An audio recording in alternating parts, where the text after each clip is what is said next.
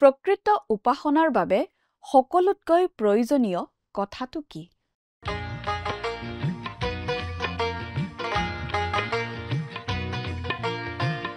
আজিৰে পবিত্ৰ ক্ষণতে উজলি উঠা।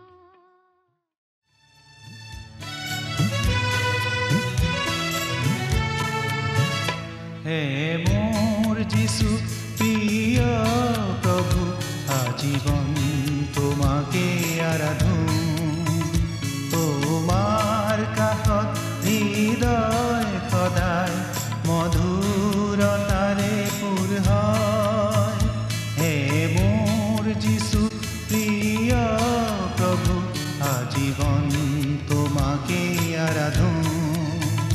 তোমাৰ কাষত হৃদয় সদায় মধুৰতাৰে পূৰ হয়।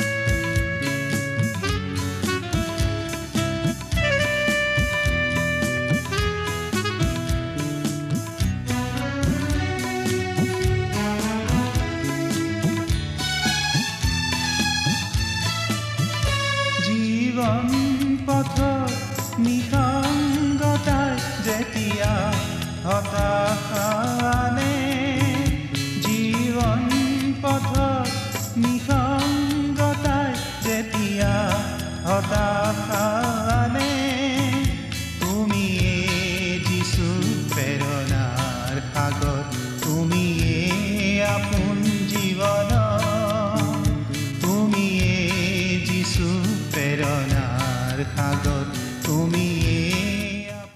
নমস্কাৰ, আমাৰ ভক্তিবচন অনুষ্ঠানলৈ আপোনাক স্বাগতম জনাইছোঁ। খ্ৰীষ্টীয় বিশ্বাসী লোকসকলৰ বাবে বিশেষভাৱে প্ৰস্তুত কৰা এই ভক্তিবচন অনুষ্ঠানটো হৈছে বাইবেল অধ্যয়নৰ ধাৰাবাহিক অসমীয়া অনুষ্ঠান।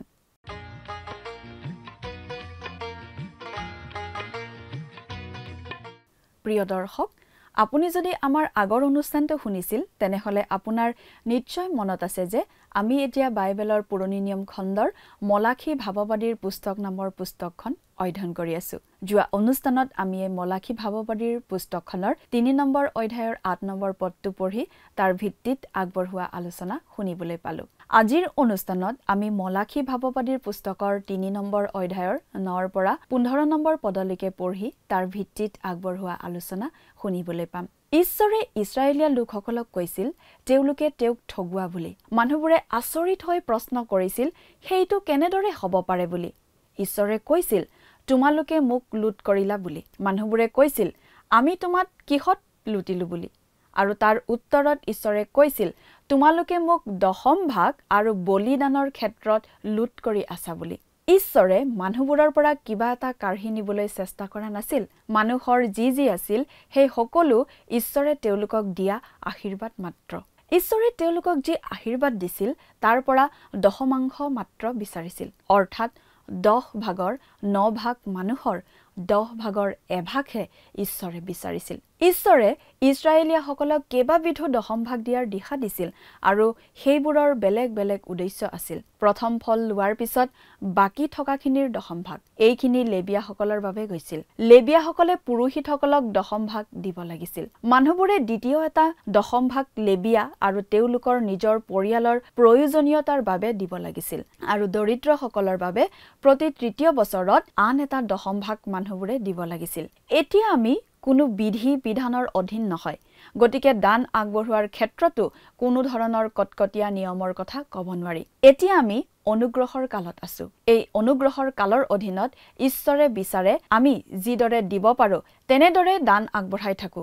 কিছুমান মানুহৰ বাবে সেইটো দশম ভাগতকৈ কম হ'ব আৰু আন কিছুমান মানুহৰ বাবে সেয়া দশম ভাগতকৈ বেছি হ'ব। ধনী লোকসকলৰ বহুতেই যিমান দিব পাৰে তাতকৈ কমহে ঈশ্বৰলৈ আগবঢ়ায়। দুখীয়া দৰিদ্ৰ অভাৱত থকা সকললৈও কমকৈ আগবঢ়ায়। আমি যিমান পাৰো সিমান দিবলৈ শিকা উচিত। প্ৰিয় দৰ্শক, কথাবোৰ অধিক বহলাই চাবলৈ আহকচোন। এতিয়া আমি মূল আলোচনাটোৰ মাজলৈ আগবাঢ়ি যাওঁ। মহান ত্ৰাণকৰ্তা প্ৰভু যীশুখ্ৰীষ্টৰ নামত নমস্কাৰ। প্ৰিয় শ্ৰোতা, আমি আজি কিছুদিন ধৰি বাইবেলৰ পুৰণি নিয়ম খণ্ডৰ শেষৰখন পুস্তক অৰ্থাৎ মলাখী ভাৱবাদীৰ পুস্তক নামৰ পুস্তকখন অধ্যয়ন কৰি আছোঁ। যোৱা অনুষ্ঠানটোত আমি এই মলাখী পুস্তকৰ 3 নম্বৰ অধ্যায়ৰ কেৱল 8 নম্বৰ পদটো পঢ়ি তাৰ ভিত্তিতে আলোচনা আগবঢ়াইছিলোঁ আৰু তাত বিশেষভাৱে আমি এই কথা পাইছিলোঁ যে ইছৰাইলীয় লোকসকলে ঈশ্বৰৰ যি বিধি তেওঁলোকক দিয়া হৈছিল, দশমাংশৰ বিধি, সেই বিধি পালন কৰি চলা নাছিল। ঈশ্বৰে সেই কথা তেওঁলোকক আঙুলিয়াই দিছিল আৰু তেওঁলোকে ঈশ্বৰলৈ দশমাংশ আৰু দান উপহাৰ আদি আগবঢ়োৱাৰ ক্ষেত্ৰত ঈশ্বৰক ঠগাইছিল বুলি ঈশ্বৰে অভিযোগ কৰিছিল। আজিৰ অনুষ্ঠানত আমি এই মলাখী পুস্তকৰ 3 নম্বৰ অধ্যায়ৰ 9 নম্বৰ পদৰ পৰা আমাৰ আলোচনা আগবঢ়াই নিব খুজিছোঁ। মলাখী ভাৱবাদীৰ দিনৰ ইছৰাইলীয় লোকসকলে যেনেদৰে ঈশ্বৰলৈ দান আগবঢ়োৱা উচিত আছিল তেনেদৰে আগবঢ়োৱা নাছিল। সেইবাবে ঈশ্বৰে সেই মানুহবোৰক ঠগ প্ৰবঞ্চক বুলি কৈছিল। ঈশ্বৰে অতি চোকা ভাষাৰে মানুহবোৰক সমালোচনা কৰা আমি আজিও পঢ়িবলৈ পাম। আমি পাঠ কৰি দিম। মলাখী 3 নম্বৰ অধ্যায়ৰ 9 নম্বৰ পদটো প্ৰথমতে পঢ়ি দিব খুজিছোঁ। আপোনাৰ যদি বাইবেল আছে চাই যাব, আৰু যদিহে বাইবেল নাই অনুগ্ৰহ কৰি আমি পাঠ কৰি দিম, মন দি শুনিব। ইয়াত এনেদৰে লিখা আছে, তোমালোক অতি অভিশপ্ত, কিয়নো তোমালোকে মোকেই ঠগাইছা, এনেকি গোটেই জাতিয়েই ঠগাইছে। ঈশ্বৰে অতি চোকা ভাষাৰে কথাখিনি কৈছে। ইছৰাইলৰ লোকসকলে বিধানমতে ঈশ্বৰলৈ দিবলগীয়া দান দিয়া নাছিল। সেইবাবে তেওঁলোকে ঈশ্বৰক ঠগাইছিল বুলি ঈশ্বৰে অভিযোগ কৰিছে। আজি অৱশ্যে খ্ৰীষ্টীয় বিশ্বাসীসকল তেওঁলোকৰ নিচিনাকৈ বিধানৰ অধীন নহয়। আমি আজি অনুগ্ৰহৰ কালতহে বাস কৰি আছোঁ। এই অনুগ্ৰহৰ কালত আমি যিমান পাৰোঁ সিমান ঈশ্বৰলৈ দান আগবঢ়োৱাটো ঈশ্বৰে বিচাৰে। কিছুমান মানুহে দশমাংশতকৈ বহু বেছি দান দিব পাৰিব পাৰে।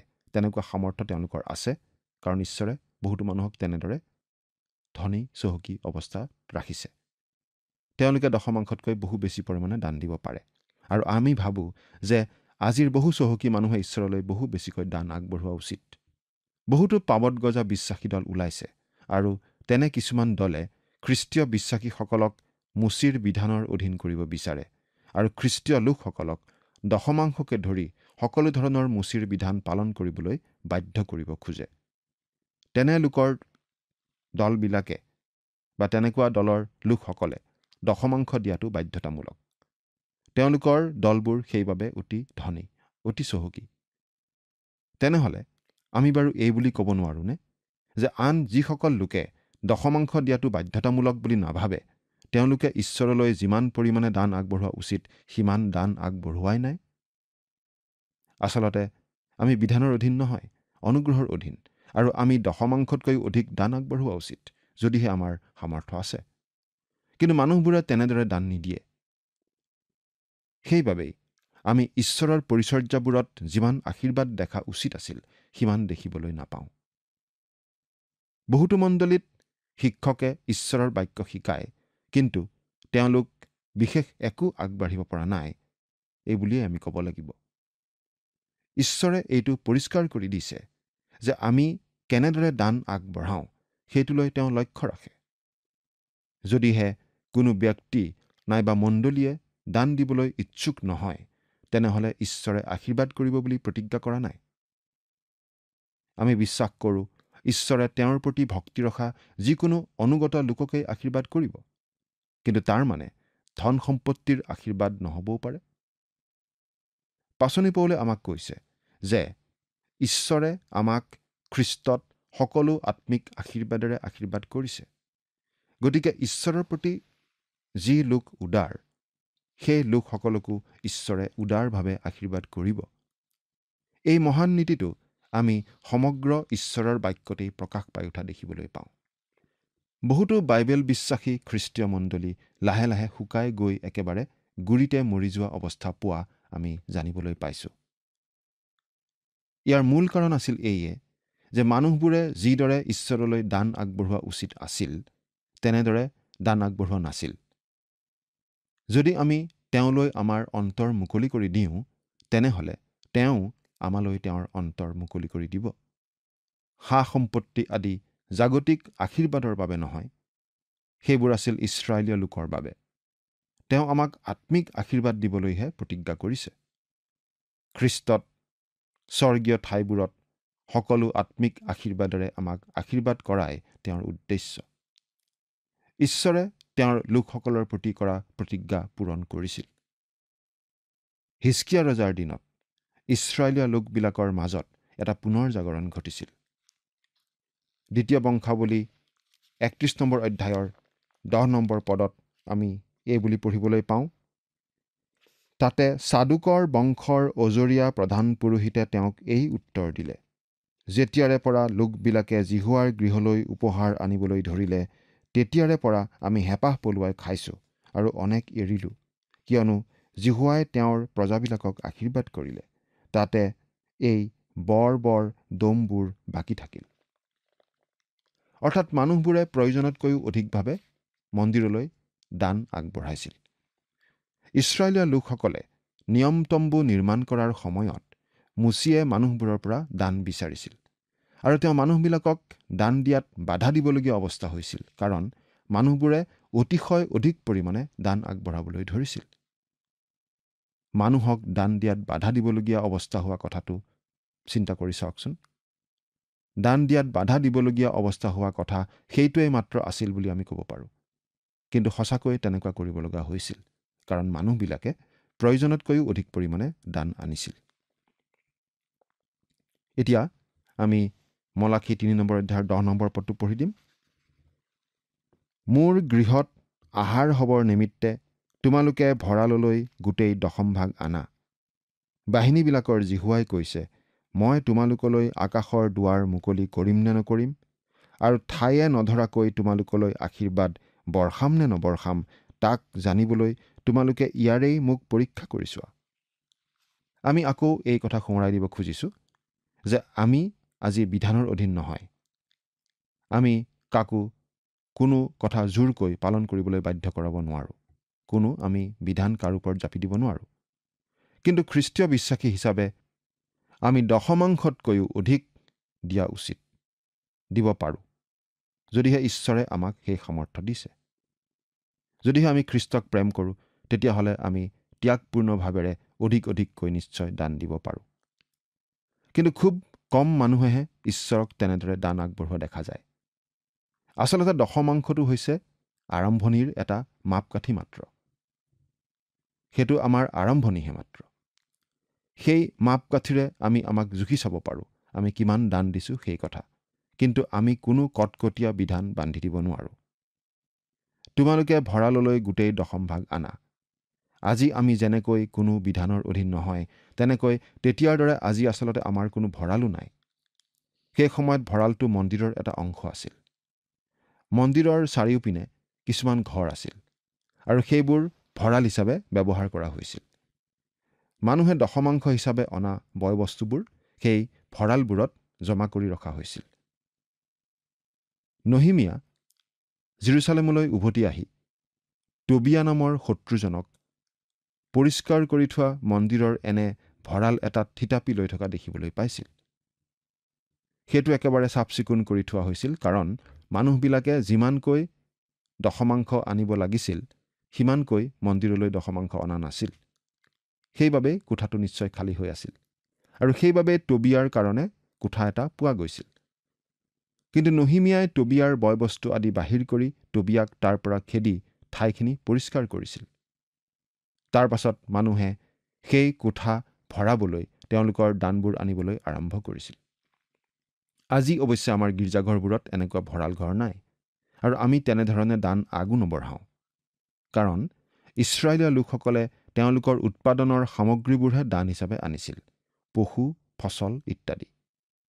বলি আগবঢ়োৱাৰ বিধানখিনি পঢ়ি চালে আমি দেখিবলৈ পাওঁ যে ঈশ্বৰে বলি দিয়া জন্তুটোৰ এটা অংশ পুৰোহিতৰ বাবে নিৰ্ধাৰিত কৰি দিছিল আৰু পুৰোহিতসকলে তেতিয়াই সেই বলি খাব লাগিছিল।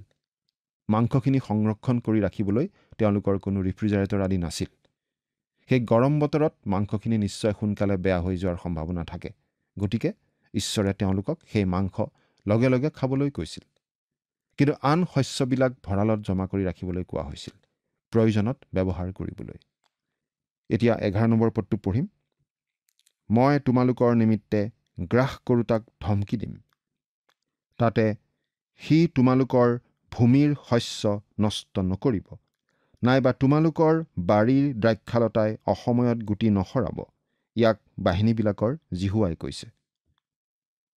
যদি তেওঁলোকে ঈশ্বৰলৈ উদাৰভাৱে দান আগবঢ়ায়, তেনেহ'লে ঈশ্বৰে কৈছিল, মই তোমালোকলৈ আকাশৰ পৰা আশীৰ্বাদ বৰষাম আৰু গ্ৰাস কৰোতাক ধমকি দিম। গ্ৰাস কৰোতা মানে শস্য নষ্ট কৰা কাকতি ফৰিং। সেই কাকতি ফৰিংবোৰৰ ভোক কেতিয়াও নকমে। সন্মুখত সেউজীয়া যি দেখে তাকেই এফালৰ পৰা সেইবিলাকে খাই যায়। ইছৰাইল দেশলৈ প্ৰায়বোৰ দুৰ্ভিক্ষই আহিছিল এনে কাকতি ফৰিঙৰ জৰিয়তে। কিন্তু এতিয়া ঈশ্বৰে কৈছে, মই তোমালোকৰ নিমিত্তে গ্ৰাস কৰোতাক ধমকি দিম, যাতে শস্য নষ্ট নহয়। আজিও ঈশ্বৰক ত্যাগ কৰা দেশ বা জাতিৰ ওপৰলৈ ঈশ্বৰৰ পৰা সুধবিচাৰ দণ্ড নামি আহে। সেইকাৰণেই আজি আমাৰ চাৰিওপিনে বিভিন্ন ধৰণৰ অভাৱ অনাটন, শক্তিৰ অনাটন, নানা বিষয়ৰ অনাটন, পৰিষ্কাৰ খোৱা বস্তুৰ অভাৱ। বজাৰত পোৱা কোনো এটা বস্তু আনি খোৱাৰ আগতে আমি চিন্তা কৰিব লগা হয়, কিবা ভেজাল নাইতো। কিন্তু এইবোৰ আচলতে ভৱিষ্যতৰ বাবে আমাক ঈশ্বৰে সাৱধান কৰি দিয়া কথাহে। তাতে সি তোমালোকৰ ভূমিৰ শস্য নষ্ট নকৰিব, নাইবা তোমালোকৰ বাৰীৰ দ্ৰাক্ষালতাই অসময়ত গুটি নসৰাব।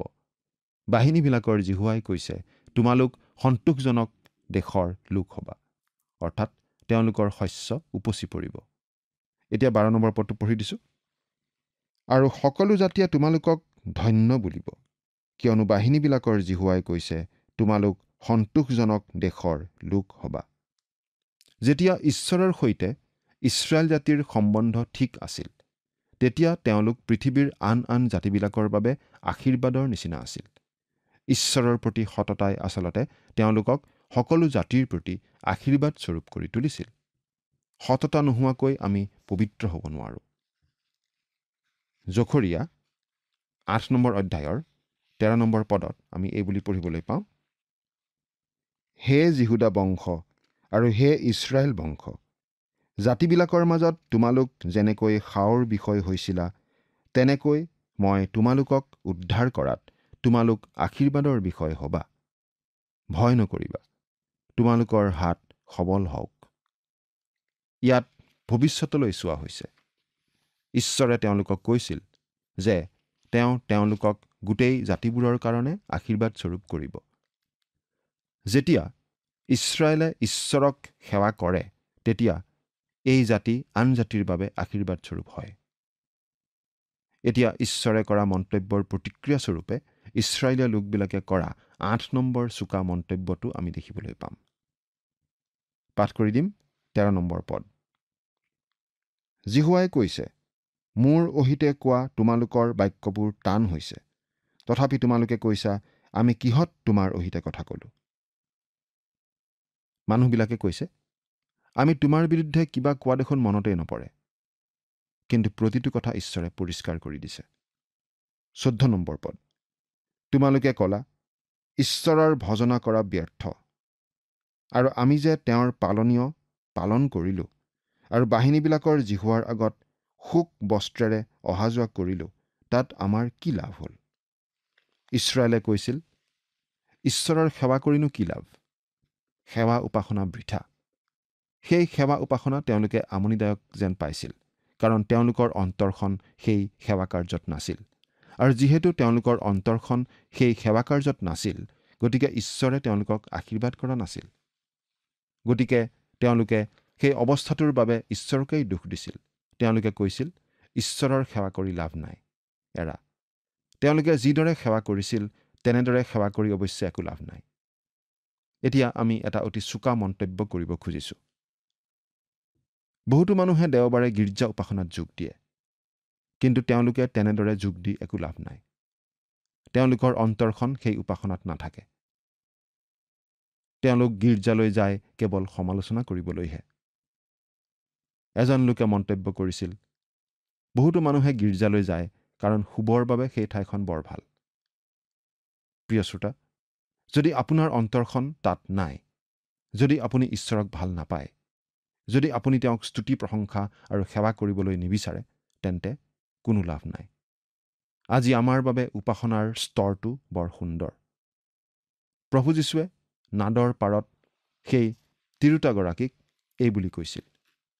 যোহন 4 নম্বৰ অধ্যায়ৰ 21 নম্বৰ পদৰ পৰা 24 নম্বৰ পদলৈকে পঢ়ি দিম। ইয়াত এনেদৰে লিখা আছে, যীশুৱে তেওঁক ক'লে, হে নাৰী, মোত বিশ্বাস কৰা, যি কালত তোমালোকে এই পৰ্বতত নাইবা জেৰুচালেম নগৰত পিতৃৰ ভজনা নকৰিবা, সেই কাল আহিছে। তোমালোকে যিহক নাজানা তাৰ ভজনা কৰা। আমি যিহক জানো তাৰ ভজনা কৰোঁ, কিয়নো যিহুদী লোকৰ মাজৰ পৰাই পৰিত্ৰাণ হয়। কিন্তু যি কালত স্বৰূপ ভকতসকলে আত্মাৰে আৰু সত্যেৰে পিতৃৰ ভজনা কৰিব, এনে কাল আহিছে, এতিয়াও হৈছে, কিয়নো পিতৃয়ে এনেকুৱা ভকতসকলক বিচাৰে। ঈশ্বৰেই আত্মা, আৰু তেওঁৰ ভজনা কৰাবিলাকে আত্মাৰে আৰু সত্যেৰে তেওঁৰ ভজনা কৰিব লাগে। প্ৰভু যীশুৱে তিৰোতাগৰাকীক কৈছিল যে এনেদিন আহিছে যিদিনত প্ৰকৃত উপাসকসকলে ঈশ্বৰক পৰ্বতত উপাসনা কৰিবলৈ নাযায়, কিন্তু আজিও বহুতে পৰ্বতত ৰক্তাক্ত বলি আগবঢ়াই আছে। তেওঁ কৈছিল জেৰুচালেমলৈকো নাযায়। জেৰুচালেম ঈশ্বৰক উপাসনা কৰা ঠাই নহয়। প্ৰভু যীশুৱে কৈছিল যে প্ৰকৃত উপাসকে ঈশ্বৰক আত্মাৰে আৰু সত্যেৰেহে ভজনা কৰিব। তেওঁলোকে ঈশ্বৰৰ বাক্যক প্ৰেম কৰিব। তেওঁলোকে তেওঁক সেৱা কৰিব বিচাৰিব। তেওঁলোকে তেওঁৰ বাধ্য হৈ চলিবলৈ ইচ্ছা কৰিব। তেওঁলোকে তেওঁক উপাসনা আৰু প্ৰশংসা কৰিবলৈ বিচাৰিব। এবাৰ এজন মানুহে এজন বাইবেল শিক্ষকক কৈছিল, মহাশয়, মই নিশ্চয় নৰকলৈ যাম, কাৰণ মই দেওবাৰে গল্ফ খেলিবলৈ যাওঁ। শিক্ষকজনে উত্তৰ দিছিল, নাই, আপুনি গল্ফ খেলা কাৰণে নৰকলৈ নাযায়। আপুনি নৰকলৈ গৈ আছে কাৰণ আপুনি প্ৰভু যীশুখ্ৰীষ্টক প্ৰত্যাখ্যান কৰিছে। তাত গল্ফ খেলৰ কোনো ভাগ নাই। আচলতে গীৰ্জাঘৰৰ পৰা বহুতো মানুহে দেওবাৰে গল্ফ খেলিবলৈ গ'লেহে ভাল আছিল, কাৰণ তেওঁলোকে নানান সমস্যাৰহে সৃষ্টি কৰি থাকে। তেওঁলোকে সত্যেৰে আৰু আত্মাৰে ঈশ্বৰক ভজনা নকৰে। প্ৰিয় শ্ৰোতা, বাহ্যিক ধৰ্মীয় ৰীতি নীতি পালনৰ পৰা একো লাভ নাই। আচল কথাটো হৈছে আপোনাৰ হৃদয়ৰ অৱস্থাটো কি আৰু যীশুখ্ৰীষ্টৰ লগত আপোনাৰ সম্বন্ধটো কি। মলাখীৰ দিনৰ লোকসকলে ঈশ্বৰক উপাসনা কৰাটো নিৰৰ্থক হৈছিল, কিন্তু সমস্যাটো ঈশ্বৰত নহয়, তেওঁলোকতহে আছিল। এবাৰ এজন মানুহে হস্পিটেলত থকা ৰোগী এজন চাবলৈ গৈছিল। কোঠাৰ বাহিৰতেই ৰোগীজনৰ ভাৰ্যাই মানুহজনক কৈছিল যে ডাক্তৰে ৰোগীজনৰ সোনকালে মৃত্যু হ'ব বুলি জনাইছে। মানুহজন ভিতৰ সোমাই গৈ ৰোগীজনৰ বাবে প্ৰাৰ্থনা কৰিলে আৰু অলপ কথা ক'লে। কেৱল মানুহজনক সান্তনা দিবলৈকে নহয়, কিন্তু তেওঁৰ ভাৰ্যায়ো যাতে তেওঁৰ পৰিত্ৰাণ সম্বন্ধে নিশ্চিত হ'ব পাৰে। ৰোগীজনে ক'লে, মহাশয়, মোৰ খুব ঠাণ্ডা লাগিছে। মোৰ গাত আপুনি সেই কম্বলখন দিবনে? মানুহজনে কম্বলখন দিলে। কোঠাটো আচলতে বেছ গৰম আছিল, কিন্তু ৰোগীজন জাৰত ঠেৰেঙা লাগিব ধৰিছিল। তেওঁ কোঠাটোকেই দুখ দি কৈছিল, তেওঁলোকে কোঠাটো গৰম কৰি ৰখাৰ ব্যৱস্থা কৰিব লাগে। কিন্তু কোঠাটো আচলতে প্ৰয়োজনতকৈ বেছিহে গৰম আছিল। আজি বহুতো মানুহে তেওঁলোকে যোগ দিয়া গীৰ্জাটোৰ পৰিৱেশ অতি সেমেকা, চেঁচা বুলি কয়। কিন্তু মণ্ডলীটো চেঁচা নে আপুনিহে চেঁচা, সেইটো মন কৰা উচিত। পৰীক্ষা কৰি চোৱাটো ভাল। মলাখীৰ দিনতো সমস্যাটো মানুহবোৰতহে আছিল। ঈশ্বৰত একো সমস্যা নাছিল। উচিত উপাসনাৰ এটা সুন্দৰ সূত্ৰ আমালৈ দাঙি ধৰা হৈছে যিচয়া 58 নম্বৰ অধ্যায়ত। তেওঁবিলাকে কয়, আমি লঘোণ দিয়াত তুমি কিয় দৃষ্টি নকৰা, আৰু আমি নিজ নিজ প্ৰাণক দুখ দিয়াত তুমি কিয় তালৈ মন নিদিয়া? চোৱা, তোমালোকে লঘোণৰ দিনাও তোমালোকৰ নিজৰ কাৰ্য চলোৱা, আৰু তোমালোকৰ আটাই বনোৱাবিলাকক উপদ্ৰৱ কৰা। চোৱা, তোমালোকে বিবাদ আৰু দ্বন্দ্ব কৰি বৰ আৰু খঙেৰে ভুকু মাৰিবৰ অৰ্থেহে লঘোণ দিয়া। বৰ্তমানে তোমালোকে ঊৰ্ধ্বলোকত তোমালোকৰ মাত শুনাব পৰাকৈ লঘোণ নিদিয়া। যিচয়া 58 নম্বৰ অধ্যায়ৰ 3 আৰু 4 নম্বৰ পদ। অৰ্থাৎ মলাখীৰ দিনৰ যি সমস্যা, যিচয়াৰ দিনতো সেই একে সমস্যাই আছিল। তেওঁলোকে লঘোণ দিছিল, প্ৰাৰ্থনা কৰিছিল, কিন্তু ঈশ্বৰৰ পৰা একো সঁহাৰি পোৱা নাছিল। ঈশ্বৰে কৈছে, মই তোমালোকৰ উপবাস, তোমালোকৰ ৰীতি নীতি পালন আৰু ধৰ্ম বিষয়ক বাদানুবাদ আদিলৈ অলপো মনোযোগ নিদিওঁ। মানুহবিলাকে ধৰ্ম বিষয়ক তৰ্ক বিতৰ্কহে কৰিব বিচাৰিছিল, কিন্তু সেইবোৰৰ পৰা আচলতে একো লাভ নাই। এতিয়া আমি প্ৰকৃত উপাসনাৰ সূত্ৰটো এনেদৰে পাওঁ। যিচয়া 58 নম্বৰ অধ্যায়ৰ 6 পৰা 8 নম্বৰ পদলৈকে পঢ়ি দিম। দুষ্টতাৰ বান্ধ মুকলি কৰাই, জুৱলীৰ শলমাৰি শুলুকুৱাই আৰু উপদ্ৰৱ পোৱা লোকবিলাকক স্বাধীন কৰি বিদায় দিয়াই, আৰু তোমালোকে প্ৰত্যেক জুৱলী ভঙাই জানো মোৰ মনোনীত ব্ৰত নহয়? ক্ষুধাতুৰ লোকক আহাৰ বাটি দিয়াই আৰু খেদি দিয়া দুখীয়াবিলাকক নিজৰ ঘৰত আশ্ৰয় দিয়াই ব্ৰত নহয়নে? উলংগ দেখি তাক বস্ত্ৰ দান কৰাই আৰু নিজ মঙহৰ পৰা নিজকে লুকুৱাই নৰখাই ব্ৰত নহয়নে? ইয়াকে কৰিলে অৰুণোদয়ৰ দৰে তোমাৰ দীপ্তি মেঘ ফালি ওলাব আৰু তোমাৰ আৰোগ্যতা শীঘ্ৰে গজি ওলাব আৰু তোমাৰ ধাৰ্মিকতা তোমাৰ আগত যাওঁতা আৰু জিহুৱাৰ গৌৰৱ তোমাৰ পাছত যাওঁতা হ'ব। যিচয়া 8 নম্বৰ অধ্যায়ৰ 6 পৰা 8 নম্বৰ পদলৈকে পঢ়িলোঁ। অৰ্থাৎ যেতিয়া আপুনি উপাসনা কৰিবলৈ আহে তেতিয়া এইটো লক্ষ্য কৰা উচিত আপোনাৰ জীৱনটোৱে যাতে সেই উপাসনা সমৰ্থন কৰিব পাৰে। এতিয়া মলাখী 3 নম্বৰ অধ্যায়ৰ 15 নম্বৰ পদটো পঢ়ি দিছোঁ। আমি গৰ্বী লোকবিলাককহে ধন্য বোলো। হয়, দুষ্কৰ্মীবোৰৰে উন্নতি হৈছে আৰু সিহঁতে ঈশ্বৰক পৰীক্ষা কৰিও ৰক্ষা পাইছে। মলাখীৰ দিনৰ মানুহবোৰে হয়তো ভাবিছিল ঈশ্বৰক প্ৰৰোচিত কৰিও তেওঁলোক সাৰি যাব পাৰিব। কিন্তু হবক্কুক ভাৱবাদীয়ে তেওঁৰ সময়ত জানিব পৰাৰ দৰে ঈশ্বৰে নিজৰ কামত অগ্ৰসৰ হৈ আছিল আৰু ইছৰাইল জাতিটোৰ জীৱনত হস্তক্ষেপ কৰি গোটেই জাতিটোক সুধবিচাৰ কৰি দণ্ড দিবলৈ ঈশ্বৰ আগবাঢ়ি আছিল। আজিও যদি আমি ঘটনাবোৰৰ আঁৰত কি ঘটি আছে চালোহেঁতেন আৰু ঈশ্বৰৰ চকুৰি ঘূৰি থকা আৰু সময় চমু চাপি অহা দেখিলোহেঁতেন, তেনেহ'লে কৰুণা বিচাৰি আমি ঈশ্বৰৰ আগত প্ৰাৰ্থনা জনালোহেঁতেন। ঈশ্বৰ সক্ৰিয় হৈ আছে, কিন্তু মানুহৰ কাণসাৰ নাই। আপোনাৰ বাৰু কাণসাৰ আছেনে? চিন্তা কৰি চাওকচোন। ঈশ্বৰে আপোনাক আশীৰ্বাদ কৰক। আমেন।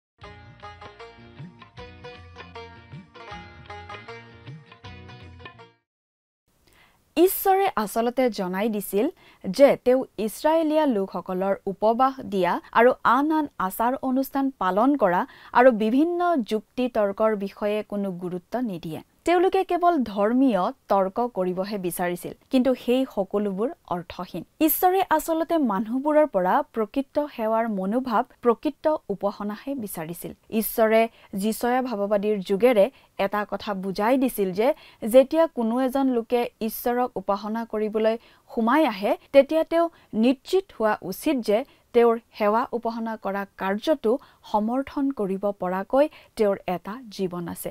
এইটো অতি গুৰুত্বপূৰ্ণ। ঈশ্বৰে এনেকুৱা এটা জীৱন বিচাৰে যিয়ে আমি ক'বলগীয়া কথাখিনিৰ সমৰ্থন কৰিব পাৰে। গতিকে পুৰণি নিয়মৰ দিনৰ প্ৰকৃত উপাসনাৰ সংজ্ঞাও এই আছিল। ঈশ্বৰৰ আগত হৃদয় সঠিক নহ'লে আচাৰ অনুষ্ঠানৰ নিজস্ব কোনো মূল্য নাই। এইটো আমি মনত ৰখা উচিত। প্ৰিয় দৰ্শক, আজিলৈ আমাৰ অনুষ্ঠানটো ইমানতে সামৰণি মাৰিব খুজিছোঁ। পৰৱৰ্তী অনুষ্ঠানত আপোনালোকক পুনৰ লগ পোৱাৰ আশা ৰাখিছোঁ। সামৰণি মৰাৰ আগতে আহকচোন আমি খন্তেক প্ৰাৰ্থনাত মূৰ নত কৰোঁ হওক। স্বৰ্গত থকা অতি মৰমীয়াল দয়ালু পিতৃ ঈশ্বৰ, ধন্য হওক প্ৰভু তোমাৰ নাম।